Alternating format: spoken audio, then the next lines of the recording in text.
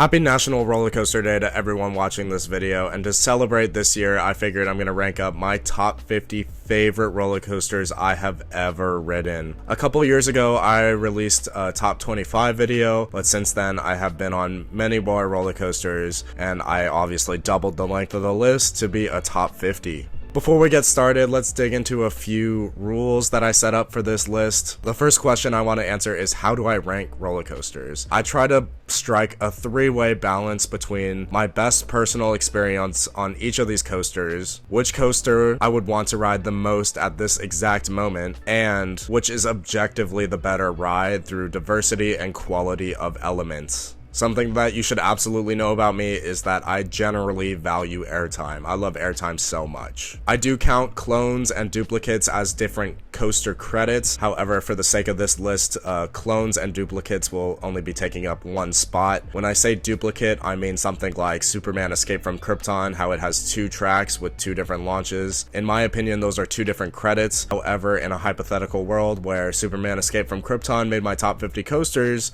they would take up one spot. I also want to define what this list is. Is it the best roller coasters I've ridden, or is it my favorite? And in my opinion, I'm ranking on my favorite roller coasters because it's kind of hard to say what is the best roller coaster ever. A lot of these rides are so amazing, so it's almost impossible to pick the best coasters I've ridden. At the time of this recording, I've been on 322 different coasters. I am including defunct roller coasters, but I will say right off the bat that I have not been on that many defunct coasters, especially defunct coasters that are good enough to make my top 50. And on top of all of that, opinions are very much subjective. They vary so much in the coaster community, so I do not expect anybody at all to agree with my list. So please like, comment, and subscribe, and let's dive in right away. The three honorable mentions I'm gonna shout out before we dig in are 53 Pipeline at SeaWorld Orlando, 52 Monster at Adventureland, and 51 Switchback at ZDT's. But the first coaster to make this list is number 50 Tatsu at Six Flags Magic Mountain. This is the largest scale B&M flyer I've ever ridden. It's kind of insane the diversity that it has.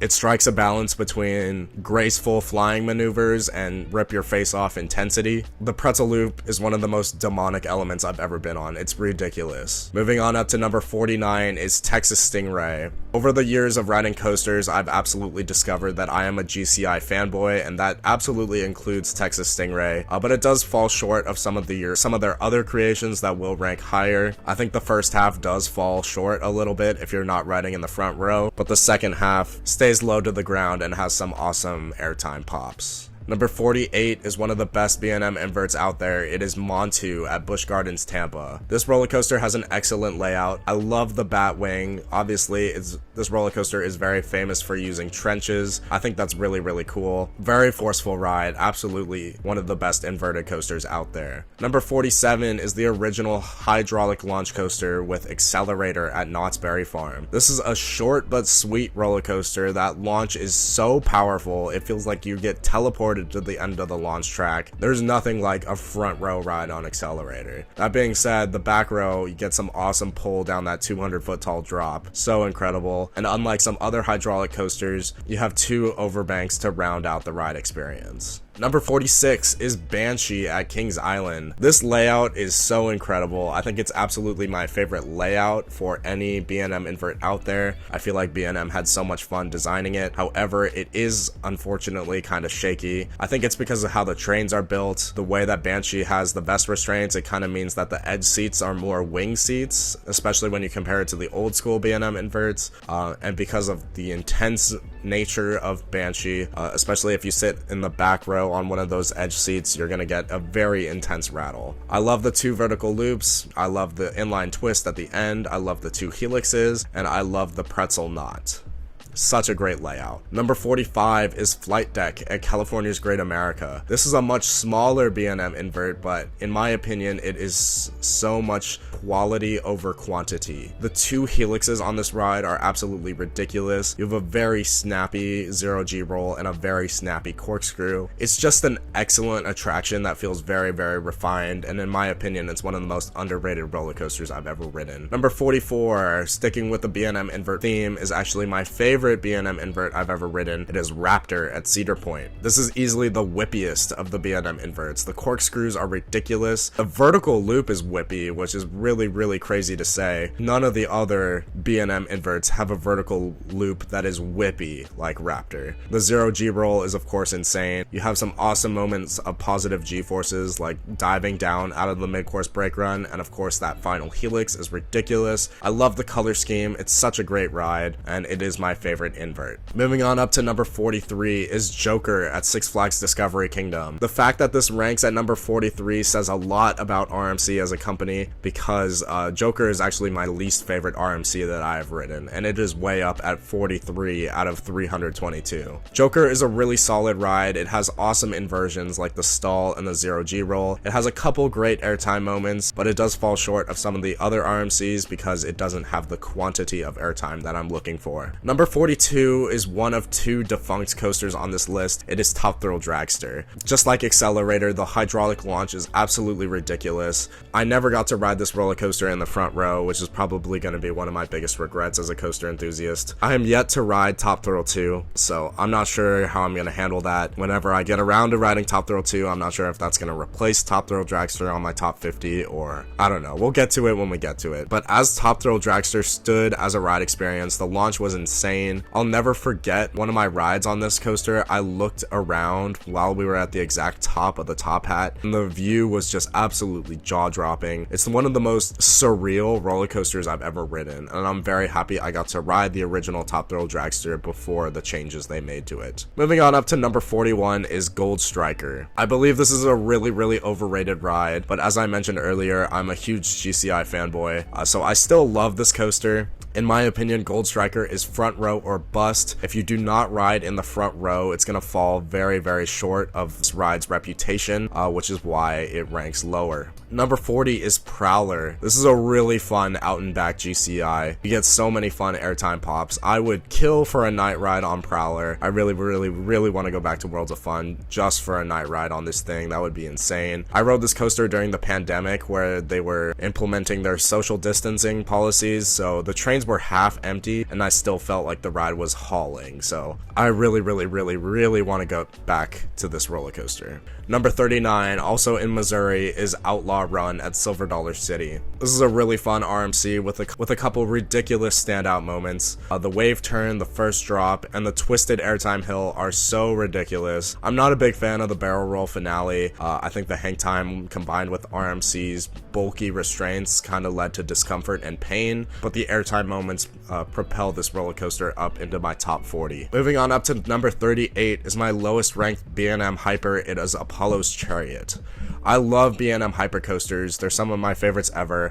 You can absolutely tell that Apollo's Chariot was the original, however. The airtime hills are not maximized to keep you out of your seat for the entire duration of the hill, which is kind of a downside. But this roller coaster has an awesome location, and the airtime that it does have is still really, really fun. Moving on up to number 37 is Twisted Cyclone at Six Flags Over Georgia. This is a smaller scale RMC, but it still packs in 7 awesome airtime moments. The standout being that massive wave turn just latched onto the side of the lift hill. It's so sick. The 0G roll within the lift hill structure is a standout inversion as well. Moving on to number 36 is Magnum XL 200 over at Cedar Point. When I originally rode this coaster in 2018, this ride would have been nowhere near my top 50, but in 2024, I learned how to ride this coaster without pain by tightening the seatbelt as tight as possible and giving yourself enough room between the seatbelt and the lap bar. I would much rather launch into the seatbelt rather than the hard metal bar, but that airtime finale is absolutely ridiculous. If you don't ride on a wheel seat, it isn't that rough. So Magnum XL 200 is one of those roller coasters that has absolutely shot up in my rankings recently. Moving on up to number 35 is Copperhead Strike at Carowinds. Very similar to GCI, I am absolutely a Mock Rides fanboy. I love that roller coaster company so much, and Copperhead Strike is an absolutely brilliant layout. I really love that it has two vertical loops, but they ride very differently. The first one gives you crazy hang time, while the second one is very forceful and circular. It feels like a Schwarzkopf loop. It has some really fun airtime moments, some really awesome hang time with the JoJo roll and the inverted top hat. It's an incredibly well balanced coaster and easily one of my favorites I've ever ridden. Number 34, also with an inverted top hat, is Mr. Freeze at Six Flags Over Texas. I love this roller coaster. You get some crazy airtime pops coming in and out of that inverted top hat. The spike feels so surreal when it just propels you further into the sky. It's just ridiculous. I've only ever ridden this coaster forwards, so I can't speak to the reverse ride experience, which is kind of a shame. The roller coaster at Six Flags Over Texas has a forwards facing train and a backwards facing train. However, both times I visited, the side with the backwards facing train was closed. So that's kind of annoying. I hope that Over Texas can correct that, because I'd love to go back and ride this roller coaster backwards. That could have the potential to propel this coaster even further up my rankings. Number 33 is Thunderhead at Dollywood. This is an masterclass from GCI. Such a fantastic layout. You have some amazing airtime pops, moments that cater to both the front and the back row. It feels so relentless. By the time you hit the final brake run, you are absolutely gasping for breath. Thunderhead is incredible. Moving on up to number 32 is another incredible GCI. It is Renegade at Valley Fair. Very similar to Prowler, I would kill for re-rides on Renegade. I remember the layout being so much fun. It did have a bit of a bite in terms of roughness, but it wasn't uncomfortable enough to ruin the ride experience. So definitely one of my favorite wooden coasters I've ever ridden. Number 31 is the original RMC New Texas Giant. This has a couple really awesome standout airtime moments, starting with the first drop, the step up, the first of 3 overbanks. I really appreciate that those 3 overbanks ride very differently. There's an airtime hill right after the final overbank, but before the mid-course brake run that might be the best on the ride. You can really tell that it is the first RMC because the elements aren't maximized to be as insane as they could have been had RMC built this coaster later in their company's history, but you know, it is what it is. I still think that the scale and the quality of airtime and the quantity of airtime moments ranks it ahead of the other RMCs and other coasters that we've already covered. Moving on up to number 30 is Wonder Woman Flight of Courage at Six Flags Magic Mountain. This is the first RMC single rail to appear on this list. The layout is really fun. I'm a big fan of the first drop. That camelback is incredible, and the drop off of the carousel turnaround is ridiculous as well. The inversions are also incredible. They're some of my favorite inversions I've ever ridden. The 0G roll is very floaty. The stall is very floaty as well. Dive loop gives you some ridiculous airtime. Such a fantastic and well balanced coaster. Number 29 is Time Traveler at Silver Dollar City. Absolutely an electric ride experience. So many different highlights. It starts off with a bang with that incredible vertical drop out of the station. Just like Copperhead Strike, Mock Rides cooked up a brilliant layout, or the first launch threads through the vertical loop, which is ridiculous. Spinning through a vertical loop, spinning through a corkscrew, spinning through a twisted airtime hill are some of my favorite roller coaster moments of all time. Just like the other roller coasters in Missouri, I would kill to go back for a re-ride. Number 28 is Boardwalk Bullet at Kemah Boardwalk. This roller coaster is ridiculous. It is so compact. You're just racing around that wooden structure. You have some elite airtime moments. It's absolutely ridiculous. I love it so much. I rode it in the morning and then later in the afternoon, and you could really feel it speed up, and it's absolutely one of the best wooden coasters I have ever ridden. Moving on up to number 27 is Mystic Timbers. This feels like a refined Prowler because that's pretty much exactly what it is. Again, I love GCI, and this is my favorite GCI. It has some ridiculous airtime moments. I love when GCI coasters have moments that throw you out of your seat and then throw you to the side, and Mystic Timbers does that a handful of times. It feels very out of control and absolutely incredible. Moving on up to number 26 is Intimidator 305, which is now known as Pantherian at King's Dominion. This is the most ridiculous roller coaster I have ever ridden. As I mentioned at the top of the video, I really value airtime. Intimidator 305 does have airtime, but not as much as some of the other coasters that rank higher. But in terms of intensity, I could absolutely understand ranking this as your #1 coaster. It is ridiculous. I got really close to blacking out, and no other coaster has gotten near that for me. Like, it was insane. Like, that first turn after that drop is ridiculous. Some of the transitions are so insane. It's one of the wildest coasters out there, and I might be disrespecting it by ranking it this low, but it's incredible. I love it, love it, love it. And again, it only ranks this low because I value airtime, and I don't think that the airtime on Intimidator is that impressive. But maybe if I get back on this coaster, it could absolutely launch up my rankings. But number 25 is the other Intamin Giga, Millennium Force at Cedar Point. I'm not gonna lie, a front row ride on this coaster is magical. I think my first ever front row ride on Millennium Force might be one of my favorite roller coaster experience I've ever had, period. The airtime is really, really fun. The restraints are much more minimalist compared to Intimidator 305.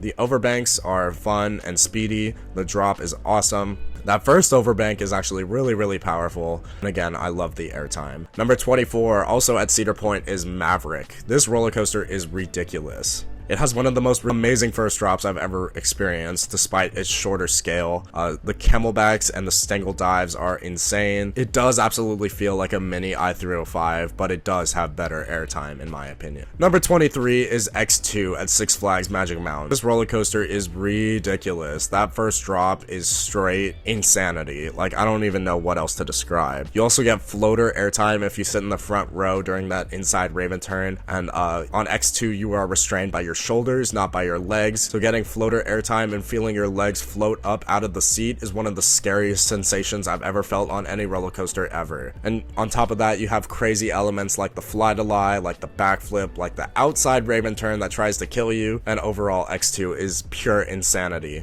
Number 22 is Railblazer and Wonder Woman Golden Lasso Coaster at California's Great America and Six Flags Fiesta Texas. These are the original RMC Raptor coasters, and this layout is ridiculous. From the insane first drop to the insane off-axis hill to the insane drop off the S-bend, it is insanity. And of course you have that ridiculous upward helix into the S-bend, which gives you some crazy positive G-forces. I gray out during that moment all the time. And on top of that, you have the dive loop, which gives you airtime, very much like Wonder Woman Flight of Courage at Magic Mountain. However, it is way, way, way more powerful. So that might be one of my favorite inversions I've ever ridden. It's insane. Moving on up to number 21 is Twisted Colossus at Six Flags Magic Mountain. This roller coaster gets a lot of hate because it doesn't duel the way that it's supposed to. However, the layout is still incredible. You have some excellent airtime moments from 2 first drops. Cresting up into the high five element is insane. The blue side has a ridiculous drop off of the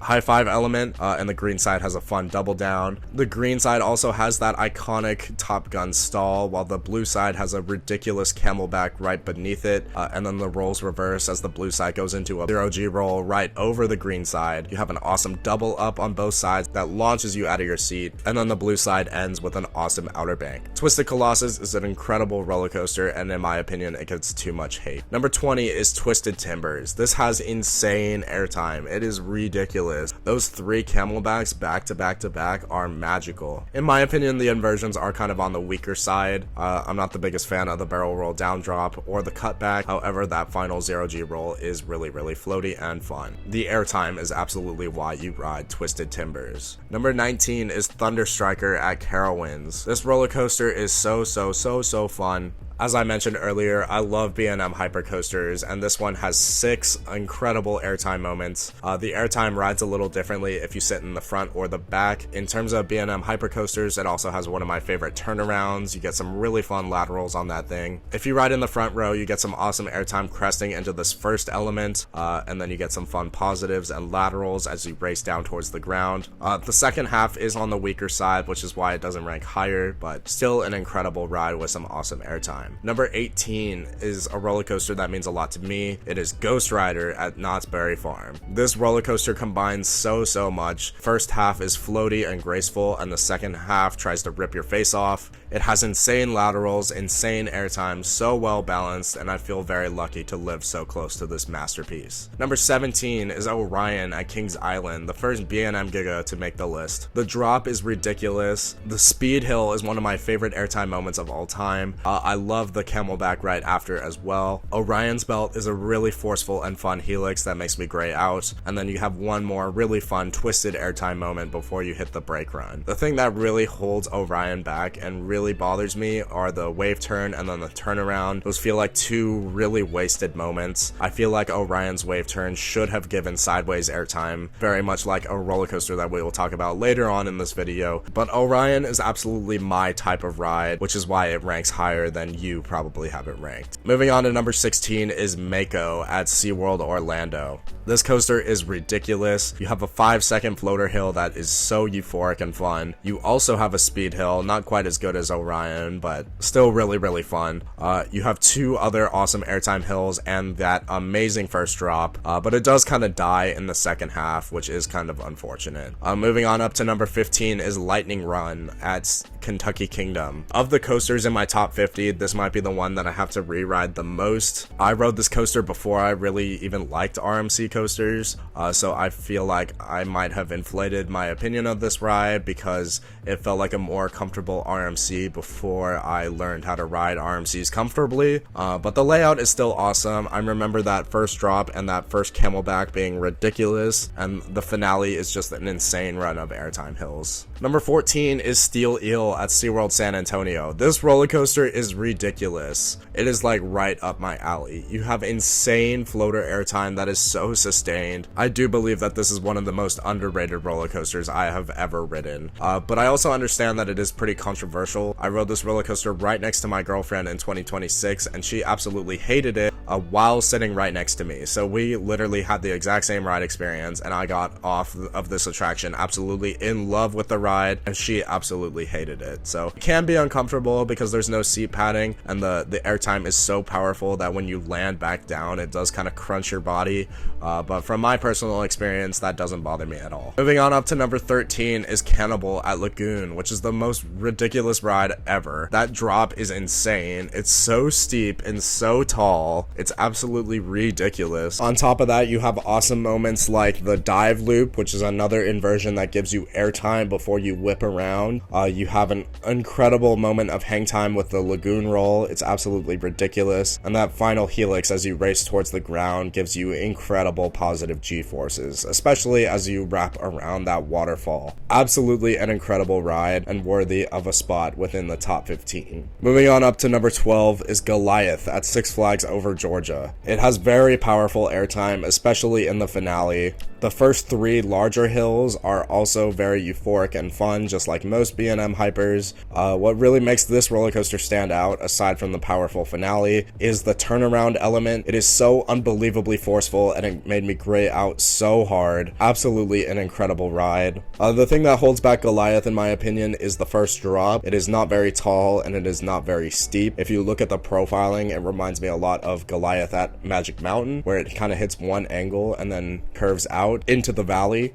So that is kind of underwhelming, but the rest of the ride is so good that it propels it way up this high in my top 50. Moving on up to number 11 is Iron Rattler, which is a ridiculous RMC. It has the more comfortable Gerstlauer restraints, which I am a fan of. It has two of the craziest drops I've ever felt on any coaster ever. The first drop has insane twists, and then it dives into a valley that might be my favorite valley ever. And then the drop off of the quarry wall is ridiculous as well. It feels like it tries to launch you into the rest of the park. It's so fun. The Heaven Roll was RMC's first inversion. It is so floaty and magical. The airtime on top of the quarry wall is really underrated in my opinion. And you have some awesome airtime moments, including the step up after the first drop and that awesome wave turn on top of the quarry. So overall, it's an incredible ride and it deserves to rank this high. Number 10, another one of the most underrated roller coasters I've ever ridden is Pantheon at Busch Gardens Williamsburg. The swing launch section of this roller coaster blew me away when I first rode it. The backwards airtime is insane. That might be one of my favorite airtime moments ever. And then you get some really fun floater as you stall out on the spike, and then you launch over the speed hill again, and the airtime is so strong that it feels like it's gonna rip your legs off, and then you launch into a top hat that has a beyond vertical drop, which again gives amazing airtime. You have a really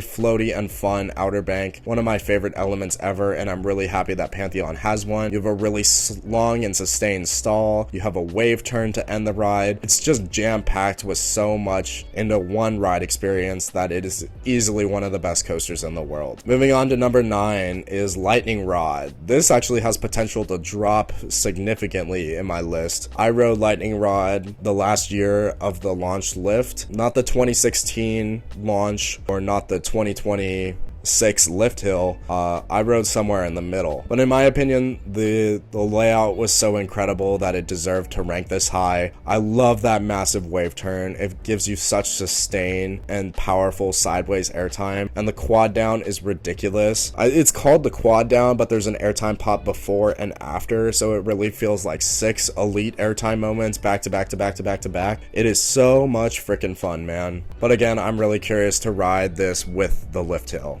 Moving on up to number 8 is Iron Gwazi at Busch Gardens, Tampa. This is one of the most highly praised RMCs, and in my opinion, it is a touch overrated, but it is still absolutely incredible. It has the best sideways airtime moment on any roller coaster ever. That wave turn over the station is ridiculously powerful. It is insane. Plus, you have some really fun moments, like another wave turn. You have a stall. The first drop is elite. You have that outer bank as well, which is absolutely ridiculous. In my opinion, the death roll is slightly overrated, but I would love to get re-rides to give Iron Gwazi a chance to prove me wrong. Number 7, also in Florida, is Stardust Racers. Also built by Mock Rides. This roller coaster is unreal. It is a pure airtime machine. They're the best launches Mock Rides has ever created. The 2 top hats right next to each other is insane. The celestial spin is ridiculous. It's just airtime hill after airtime hill after airtime hill, and obviously if you know me, you know why Stardust Racers ranks so high if it has that many airtime hills. And you throw on top of that the elite dueling factor and some diversity like the twisted airtime hill and the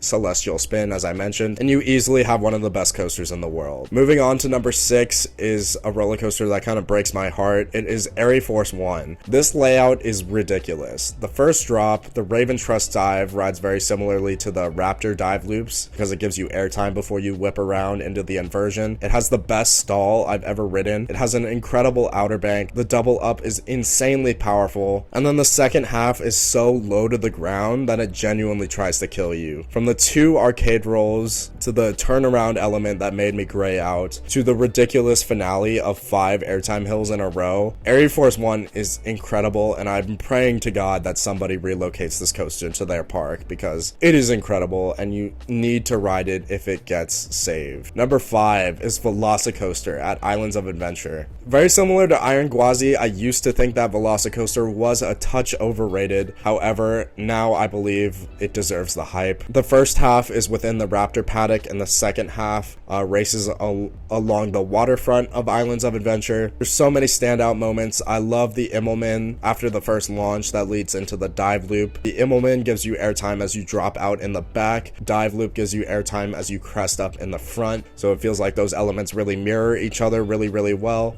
The first half also has a couple smaller airtime pops that are really fun, but it really kicks into high gear during that second half. The top hat is ridiculous. The oscillating helix has 2 sideways airtime moments, and then it has one of the best inversions of all time with the Mosasaurus roll over the water. Absolutely incredible. Moving on up to number 4 is the Voyage at Holiday World. This is by far the best wooden coaster I have ever ridden. I love Ghost Rider so much, but Voyage absolutely demolishes Ghost Rider. This feels like 3 roller coasters packed into one. The outbound airtime hills feel like hypercoaster style, and then the turnaround section is a massive spaghetti bowl out in the woods, and then the second half is so out of control as you regain all of your speed and race down the hill towards the station. Absolutely an incredible roller coaster. Moving on to number 3 is Fury 325. This roller coaster is ridiculous. It has so much low to the ground speed, incredible airtime. The treble clef is my favorite turnaround element of all time, and that is the element that really demolishes Orion, because the treble clef has sideways airtime, and I was really hoping that the wave turn on Orion would have sideways airtime. It is nowhere near the quality of Fury 325's treble clef. It is so well balanced, incredible airtime, incredible G-forces, incredible restraints, just like any other B&M hyper style coaster. It is elite. But number 2 is Steel Vengeance at Cedar Point. This roller coaster is ridiculously long. It has so many airtime moments. It is ridiculous. The first drop is so huge and so fun. It has a top hat style element right after, which is ridiculous. The outer bank is probably my favorite element of all time. You have some really fun inversions like the snappy 0G stall. You have a few rolls, like the first one that rolls up into the structure, and then you have a couple rolls within the structure itself that are so fun and floaty. You have an off-axis hill, you have a sideways hill, so many traditional airtime bumps, so many step ups, so many step downs. It's magical. Steel Vengeance is so good. It is highly rated in the coaster community for a reason. I do have an unconventional number 1. It is Diamondback at Kings Island. This is easily my favorite hypercoaster. The airtime hits different. The splashdown is magical. In my opinion, this is the most underrated roller coaster in the world. It is so good. The layout is perfect. It has 8 really incredible airtime moments, including the dive into the splashdown, which might be the most underrated airtime moment I have ever experienced. So that is my top 50 roller coasters as of National Roller Coaster Day 2026. Do you agree with my list, or more likely, how do you disagree with my list? I would love to hear in the comments below. Please like this video, and of course, please subscribe to this YouTube channel. At the time of this recording, we're pushing for 20,000 subscribers, so I would greatly appreciate your help to reach that goal. Thank you so much, everybody, and I will catch you later.